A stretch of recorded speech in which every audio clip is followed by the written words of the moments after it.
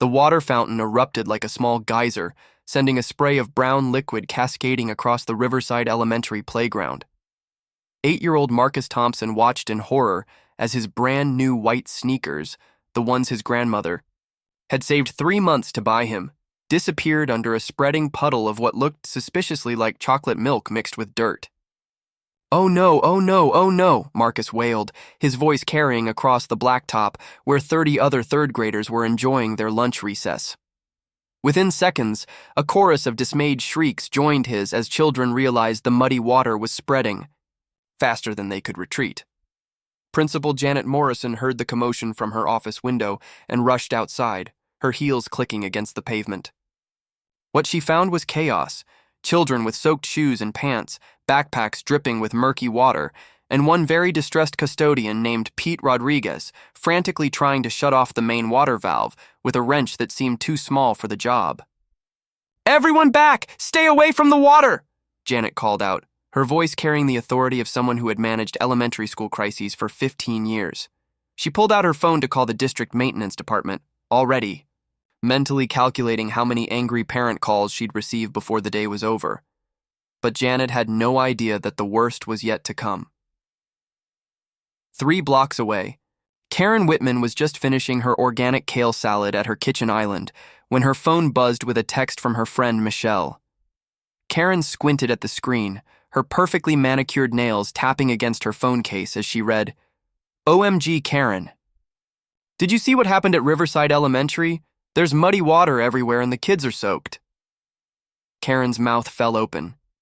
Her daughter Brittany attended Riverside Elementary, and while Brittany was homesick with a minor cold today, Karen felt a surge of righteous indignation on behalf of all the children who had been affected. She immediately opened her laptop and began typing furiously. "This is absolutely unacceptable," she muttered to herself as she navigated to the school district's website. "These poor children, the trauma, the health hazards, someone needs to be held accountable." Karen had built quite a reputation in the Riverside community over the past 3 years since moving from California.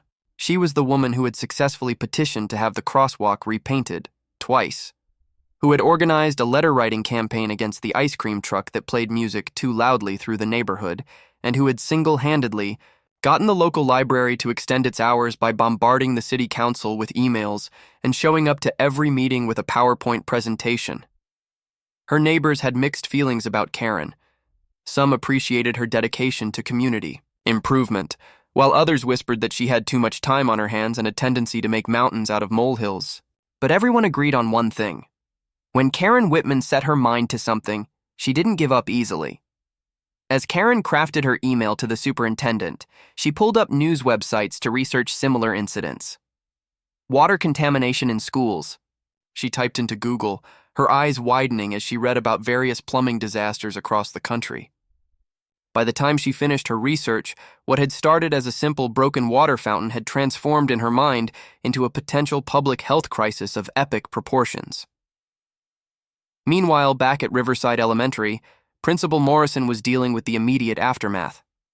The maintenance crew had arrived and determined that an old pipe had burst underground, causing the water fountain to malfunction and spew discolored water.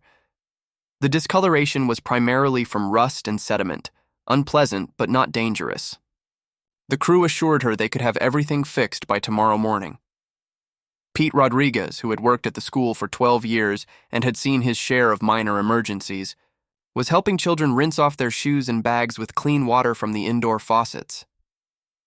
"It's just a little dirt and rust," he told the worried kids with a reassuring smile. "Your shoes will clean right up when you get home." Most of the children had already moved on from the incident. They were back to playing on the jungle gym and trading snacks, their resilience typical of 8- and 9-year-olds who viewed unexpected events as adventures rather than catastrophes.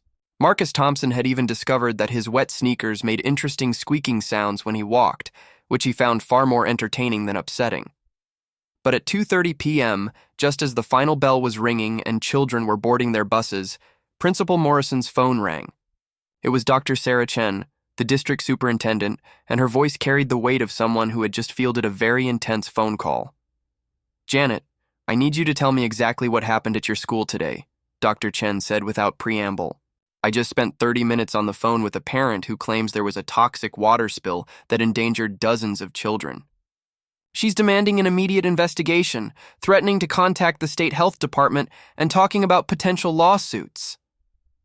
Janet felt her stomach drop. She had dealt with concerned parents before, but something in Dr. Chen's tone suggested this was going to be more complicated than usual. "Sarah, it was a minor plumbing issue," she began, but Dr. Chen interrupted her. "This parent, Karen Whitman, has already sent emails to the school board, the mayor's office, and apparently the local news station. She's claiming that children were exposed to contaminated water and that the school failed to protect them. She wants a full environmental assessment, medical screenings for all affected children, and what she calls accountability measures for the administration." As Dr. Chen spoke, Janet could see Karen's escalation strategy clearly. This wasn't going to be a simple conversation with a worried parent. This was going to be a full-scale campaign, complete with media attention and bureaucratic investigations. Janet had heard about Karen Whitman from other principals in the district, the parent who turned every minor issue into a major crusade.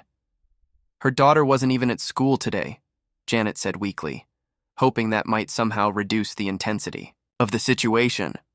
"That doesn't seem to matter to her," Dr. Chen replied with a sigh. "She says she's speaking on behalf of all the children and families who were affected. Janet, I need you to document everything that happened today. Get statements from your staff, take photos of the area, and prepare a detailed incident report. I have a feeling we're going to need it." As Janet hung up the phone, she looked out her office window at the playground where Pete was finishing up the repairs. The water fountain was working perfectly now, providing clean, clear water. The muddy puddle had been cleaned up, and there was barely any evidence that anything unusual had happened, but Karen Whitman was just getting started. That evening, Karen sat at her home computer, surrounded by printed articles about school water, contamination incidents, municipal liability cases, and child safety regulations. She had created a detailed timeline of the day's events, based entirely on secondhand information and her own assumptions. A list of potential health risks associated with rust and sediment exposure, and a comprehensive action plan for holding the school district accountable. Her husband David walked into their home office carrying a cup of coffee and wearing the expression of someone who recognized the signs of his wife's latest crusade.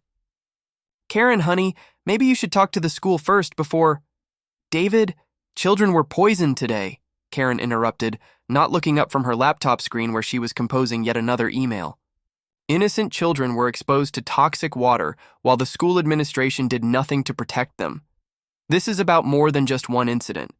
This is about systemic failure and the need for oversight." David knew better than to argue when Karen had reached this level of conviction. He had learned over their 12 years of marriage that his wife possessed an almost supernatural ability to transform minor inconveniences into major causes. While he sometimes wished she would channel her energy into less confrontational pursuits, he had to admit that her persistence had resulted in some positive changes in their community, but as he watched her craft increasingly dramatic emails to various officials, David couldn't shake the feeling that this particular crusade might be different. The school incident sounded like a simple maintenance problem, and Karen's response seemed disproportionate even by her standards. "What exactly happened at the school?" David asked, settling into the chair across from her desk.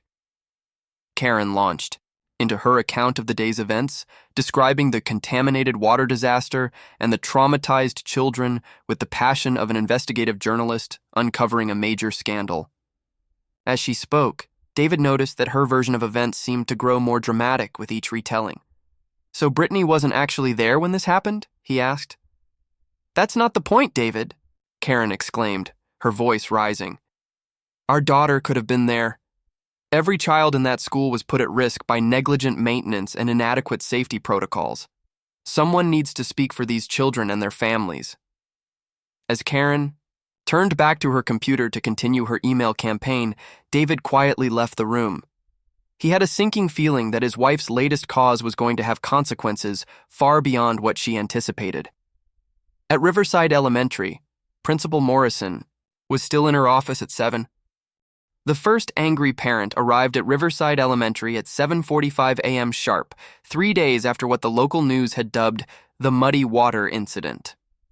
Karen Whitman marched through the school's front doors like a woman on a mission, clutching a manila folder thick with printed emails, photographs she'd found online of various water contamination disasters, and a petition signed by 17 concerned parents. Principal Janet Morrison watched through her office window as Karen approached the main desk, her heels clicking with the rhythm of someone who had practiced this moment in her mind. Janet had spent most of the previous evening on phone calls with district officials, school board members, and increasingly frustrated maintenance supervisors who kept insisting that the water fountain repair was routine and complete. "Mrs. Morrison needs to see me immediately," Karen announced to Betty, the school secretary, in a voice loud enough to carry down the hallway. "This is regarding the contamination crisis that occurred on Monday." Betty, who had worked at the school for 22 years and had seen every variety of parent concern imaginable, looked up from her computer with the patient expression of someone accustomed to managing difficult situations. "I'll let her know you're here, Mrs. Whitman. You can have a seat." "I'll stand, thank you," Karen interrupted, her folder pressed against her chest like armor. "The children of this school have been standing in contaminated water for 3 days, while the administration has done nothing to address the ongoing health crisis." Janet emerged from her office, straightening her blazer and mentally preparing for what she suspected would be a challenging conversation.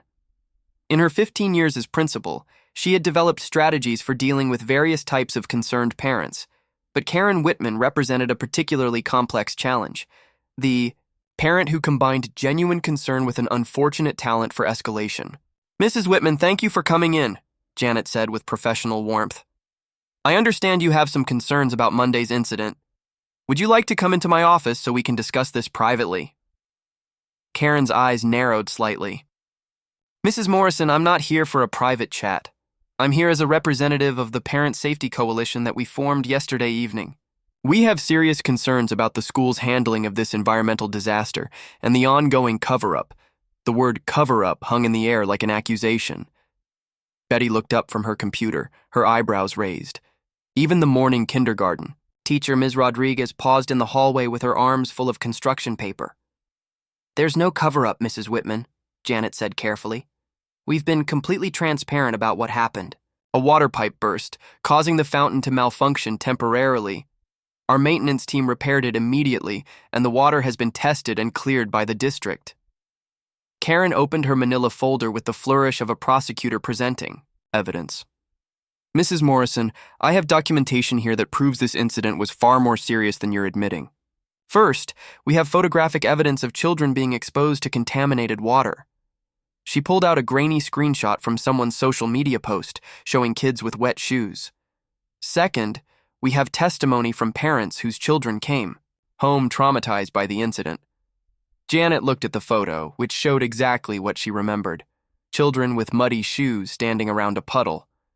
Nothing more, nothing less. "Mrs. Whitman, I appreciate your concern, but what you're showing me is documentation of a minor plumbing issue that was resolved within 2 hours. Minor?" Karen's voice rose an octave. "Mrs. Morrison, do you realize that exposure to contaminated water can cause serious health problems? Gastrointestinal issues, skin irritation, potential long-term developmental effects? These children were essentially poisoned on your watch." The conversation was beginning to attract attention from parents dropping off their children. Janet noticed several mothers slowing their pace as they walked past the main office, their expressions curious and concerned. This was exactly what she had hoped to avoid. "Mrs. Whitman, let's discuss this in my office," Janet said firmly, gesturing toward her door. But Karen was just getting started. "The Parent Safety Coalition has prepared a list of demands," she announced, pulling out a typed document. "First, we want independent water testing of all fountains and faucets in the school. Second, we want a full environmental assessment of the building's plumbing system. Third, we want health screenings for all children who were exposed to the contaminated water. And fourth, we want a formal apology and assurance that this kind of negligence will never happen again." Janet felt a headache beginning to build behind her temples. Each of Karen's demands would require district approval, extensive paperwork, and significant budget allocations. More importantly, they were completely disproportionate to what had actually occurred. "Mrs. Whitman, I understand your concerns, but furthermore, Karen continued, consulting her notes, we've contacted Channel 7 News, and they're planning to run a story on the incident tonight. We've also reached out to the State Department of Health, and they're very interested in investigating what appears to be a pattern of safety violations at this facility. The words Channel 7 News and State Department of Health landed like bombs in the conversation. Janet knew that once news media and state agencies became involved, even the most minor incidents could spiral into major controversies that lasted for months. Pattern of safety violations? Janet repeated. Mrs. Whitman, we haven't had any safety violations. This was a single maintenance issue that was resolved immediately. Karen smiled with the confidence of someone who had done her homework. Mrs. Morrison, our research has uncovered several concerning incidents. Last year, there was a bee problem on the playground. 2 years ago, a child fell off the monkey bars. 3 years ago, there was a food poisoning incident in the cafeteria. This water contamination is clearly part of a larger pattern of negligence. Janet stared at Karen in disbelief. The bee problem had been 2 bees near the flower beds that were resolved by calling a beekeeper. The playground incident was a minor scrape that required 1 Band-Aid. The food poisoning was actually 1 child who had eaten too much birthday cake and threw up during lunch. Mrs. Whitman, those incidents were completely unrelated and hardly constitute a pattern of, Mrs. Morrison, are you seriously going to stand there and minimize the safety concerns of parents? Karen's voice had reached the volume level that guaranteed everyone in the main hallway could hear every word. Are you going to tell me that children's health and safety aren't your top priority? It was a masterful rhetorical trap. Any response Janet gave could be twisted to suggest she didn't care about student safety. She could see parents in the hallway, stopping to listen, their expressions growing increasingly concerned as they caught fragments of the conversation. At that moment, Dr. Sarah Chen, the district superintendent, walked through the front doors. She had come for a routine administrative meeting, but the scene in the main office immediately caught her attention. Janet felt both relief and dread at her supervisor's arrival. "Dr. Chen!" Karen exclaimed, recognizing the superintendent from school board meetings. "Perfect timing. I'm here representing the Parent Safety Coalition, and we're discussing the contamination crisis that occurred at this school on Monday." Dr. Chen looked from Karen to Janet, quickly assessing the situation. "Mrs.